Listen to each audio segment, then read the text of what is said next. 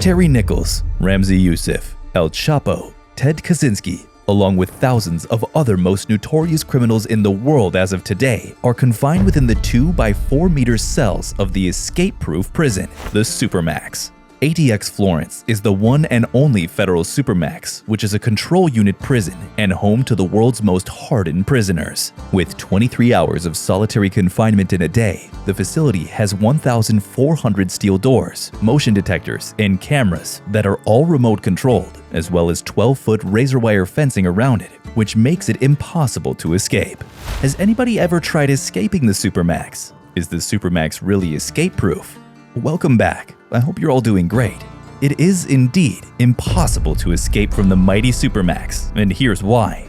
The most violent and emancipation-prone offenders are housed at the only federal Supermax prison, the ADX in Florence, Colorado. There are some infamous figures among the almost 400 male detainees at ADX. The renowned lord of illegal trafficking, Joaquin El Chapo Guzman, was confined to ADX after twice breaking out of Mexico's strictest security facilities. Ted Kaczynski, the so-called Unabomber, is included. The circumstances inside these extremely tight facilities, where inmates spend 23 hours a day in solitary confinement, are the precise definition of cruel and unusual punishment, according to critics of the ADX and other Supermax prisons. The solitary confinement makes it extremely difficult for those prisoners to survive there, and as a result, they're always finding ways to escape this punishment. Either they wait for deliberate death or find ways to kill themselves as soon as they can. The security system plays a huge role in making ADX a Supermax prison. I'll let you know more about it. There are 6 degrees of security at ADX, and prisoners may go from housing that is restrictive to less restrictive or even to another prison. But even after being taken, with the exception of a subterranean passage connecting the cell blocks to the lobby, the facility is mostly above ground. Desks, stools, and beds are all virtually entirely constructed of poured concrete in each Supermax prison cell. Additionally, there's a sink without a potentially hazardous tap, a toilet that automatically turns off if it becomes blocked, and a shower that operates on a timer to minimize flooding. The addition of polished steel wall-mounted mirrors, a remote-controlled electric light, a radio, and a television that broadcasts educational, religious, and entertainment programming are also possible in a room.